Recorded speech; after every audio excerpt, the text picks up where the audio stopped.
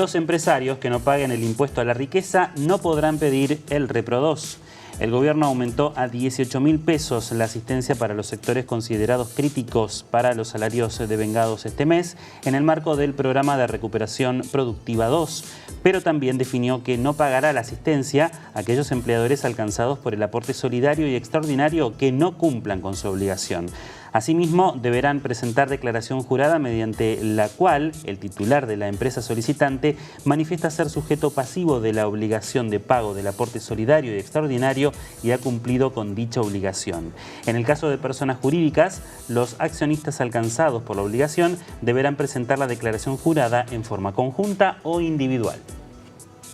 Para seguir hablando de todo esto, más allá de que se ha hecho una ley y que está vigente, hay mucha controversia al respecto, porque indican muchos que no es constitucional y que no debería pagarse casi por 2 veces un mismo impuesto, por el impuesto a la riqueza y en este caso también por el importe solidario. Ya estamos en comunicación con Lucas Gutiérrez, abogado especialista en Derecho Tributario, socio en Lisicki, Litvin y Asociados, para que nos cuente mucho más al respecto. Lucas, buenas tardes. Nahuel Crescenzo, Belén Martínez, los saludamos. Gracias por estar con nosotros.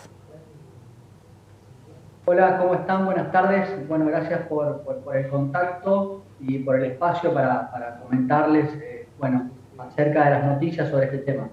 Y estamos hablando de este Repro 2, de esta asistencia del gobierno que puede llegar a ayudar justamente a distintas empresas, distintos comercios, una ayuda económica justamente para que puedan pagar los salarios de los empleados, ¿no? Distintos sectores que se vieron muy afectados con la situación de pandemia. Pero si esas empresas, esas personas que tienen empleados no hacen ese aporte solidario como también lo estipula la ley, le sacan ese Repro. ¿Cómo considera usted que los puede afectar justamente esta medida?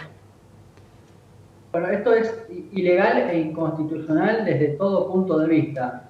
En primer lugar hay que decir que este beneficio del Repro no es una dádiva del Estado, no es una gracia divina, ni mucho menos. O sea, el Repro es una asistencia que va directamente a los trabajadores de empresas que se ven afectadas por las restricciones sanitarias impuestas para contener el avance de la pandemia. O sea, acá hay restricciones para que las empresas puedan ejercer con normalidad sus actividades, algunas directamente tienen vedado trabajar, y esta asistencia es una compensación frente a esa situación excepcional. O sea que no es un regalo ni nada por el estilo, es una compensación que el Estado da. La segunda cuestión, que también habla a las claras de la ilegalidad de esta medida, es que están mezclando a las personas con las empresas. O sea, lo que haga o deje de hacer un accionista de una sociedad con sus obligaciones solo incumbe a ese accionista. No tiene por qué trasladarse la responsabilidad o la consecuencia de lo que haga o deje de hacer a la sociedad, que es un tercero, tiene una personalidad jurídica e individualidad propia.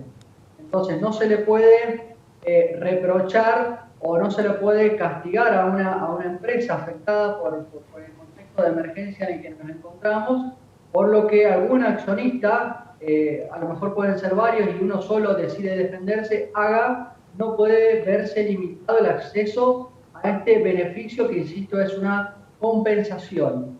Y en tercer lugar, y muy grave, pero muy grave también, es que este condicionamiento que se agrega al Repro 2 funciona como una, lisa y llana, coacción, represalia o amenaza para aquella persona que pensaba acudir a la justicia para defenderse frente al aporte solidario, para plantear la inconstitucionalidad del aporte solidario. Bueno, esto funciona como una traba, como una extorsión para que la persona no se defienda, para que la persona desista o deponga de su intención de llevar su planteo ante el Poder Judicial en ejercicio legítimo, insisto, legítimo de sus derechos.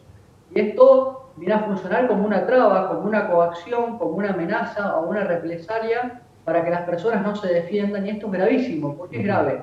Porque el Estado, por lo que expresa la Constitución Nacional de manera taxativa y lo que dicen los tratados internacionales sobre derechos humanos que se incorporaron a la Constitución, que forman parte de la Constitución, establecen clara y taxativamente que los gobiernos, los estados, deben garantizar el ejercicio del derecho de defensa de las personas y que el Estado no puede poner ningún tipo de trabas ni condicionamiento al ejercicio de este derecho. Claramente, este requisito que se impone acá funciona como una traba para que las personas no se defiendan, derecho básico. Lucas, ¿usted piensa que esto va a devenir en juicios contra el Estado, teniendo en cuenta esta situación que usted nos está contando? Esto es malo desde todo punto de vista, porque puede haber alguna persona, algún accionista que decida en estas condiciones pagar para no perjudicar a la empresa, pero esa persona les puedo asegurar que lo que con seguridad no va a hacer es seguir invirtiendo en el país y seguramente optará por canalizar sus ahorros, sus negocios afuera, en otro lugar donde no se tomen este tipo de medidas. Y va a haber un gran número de empresas que van a ir a la justicia para que este requisito o esta condición no se tenga en cuenta a la hora de evaluar si le corresponde o no le corresponde esta compensación, este beneficio. O sea, va a generar mayor litigiosidad, no resuelve problemas y seguimos, digamos, llevando todas las cosas que vienen mal barajadas, mal concebidas, con ánimo revanchista y con arbitrariedad clara, generando que todas estas cuestiones terminen definiéndose en la justicia, lo que habla muy, muy mal de la política tributaria argentina. Así todo, este impuesto se autorizó a través de una ley en el Congreso. ¿Por qué cree que no todos van a aceptar ese pago? Usted nos está contando que no es constitucional, pero se firmó una ley, se aprobó una ley. Es algo entonces muy contradictorio, que se aprueba por el Congreso, pero también indican que no es constitucional. A ver, no toda ley que emana del Congreso, que sanciona el Congreso, es legal. Hay cientos de ejemplos de leyes que salen del Congreso, pero que la justicia, por lo que regulan esas leyes, dicen que son inconstitucionales. Este es uno de esos casos donde hay elementos para sostener por parte de las personas alcanzadas por este impuesto que este impuesto es inconstitucional, porque es confiscatorio, porque en algunos casos se pretende una aplicación retroactiva de gravamen a personas que cuando se sancionó el impuesto no revestían la condición de residentes fiscales argentinos. En consecuencia, digamos, tiene vicios que a priori ameritan y dan derecho a el planteo que ha llevado ante el Poder Judicial. Después estará en el Poder Judicial decidir si es válido o no. Ahora bien, esto forma parte de la dinámica común en la cual, si se sanciona una ley que afecta a alguna persona de manera ilegal, pueda ejercer su derecho de defensa como la Constitución manda. Lo que no es posible ni válido desde ningún punto de vista es que el derecho de defensa que pueda llegar a ejercer alguna persona frente a este impuesto, las consecuencias de la falta de pago recaigan sobre una persona o sobre una empresa que no tiene nada que ver con esta situación y que es totalmente ajeno. Para poner con un ejemplo simple, es como que alguna persona, no sé, supongamos en una familia, alguna persona que tenga un problema personal, un asunto familiar de connotación judicial y que por esa sola circunstancia otro miembro de la familia se vea afectado para hacer un trámite, para obtener un beneficio, para jubilarse, para hacer cualquier cosa que tenga que ver con el Estado porque un hermano, un primo, un tío, un pariente tiene o decidió llevar alguna cuestión ante el Poder Judicial. Es así de absurdo. Se estuvo debatiendo muchísimo sobre el impuesto a la riqueza, ¿no? Si es constitucional, no. ¿Usted cómo ve esta cuestión y qué resultados ve que esté dando este impuesto que se sancionó en el Congreso?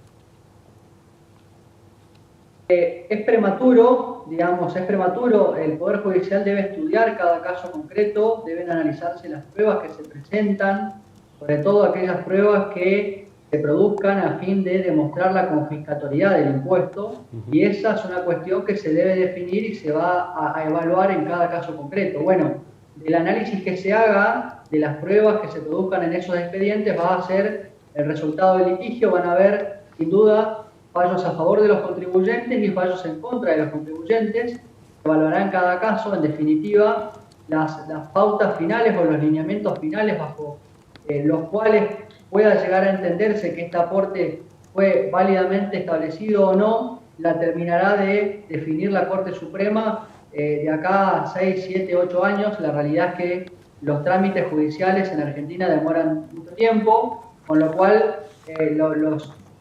las verdades definitivas, las verdades judiciales, por supuesto definitivas, van a tardar muchos años en llegar. En el interín vamos a conocer medidas cautelares favorables, como las que ya se conocieron, otras van a ser contrarias, y lo mismo va a pasar con las sentencias en primera instancia y en cámaras. Lo que sin duda, y esto es una reflexión, ¿no? Si son tantas las personas que se presentaron en la justicia para discutir la validez de este impuesto y tantas otras que planean hacerlo en el futuro, es porque algo está mal. Muy claro. Un impuesto que no se pague, que genera ese nivel de resistencia inédito como nunca he visto, es porque una falla tiene, ¿no? O sea, merece un replanteo. Muy claro, Lucas, con la información que nos brinda, con todo lo que nos está diciendo al respecto, habrá que ver entonces si siguen presentando más amparos, si no van a pagar el impuesto a la riqueza, si lo van a pagar, qué pasa también con lo que usted nos dice que se cree que es inconstitucional y al mismo tiempo con la legalidad que lleva una ley también. Veremos qué va a pasar en los próximos días, si siguen aportando o no al respecto. Lucas, le agradecemos por su tiempo, gracias por estar con nosotros. No, gracias a ustedes, ha sido un placer. Gracias, muy amable. Lucas Gutiérrez, abogado especialista en Derecho Tributario, hablando justamente de esta noticia de quienes no hagan el aporte solidario, no van a poder acceder al Repro 2, esta ayuda entre 9.000, 12.000 y 18.000 pesos que le da este subsidio el gobierno a estas empresas para poder seguir manteniendo a los empleados. Empresas que estuvieron, por supuesto, con un bajo nivel el año pasado y en estos meses también en esta situación de pandemia y crisis económica.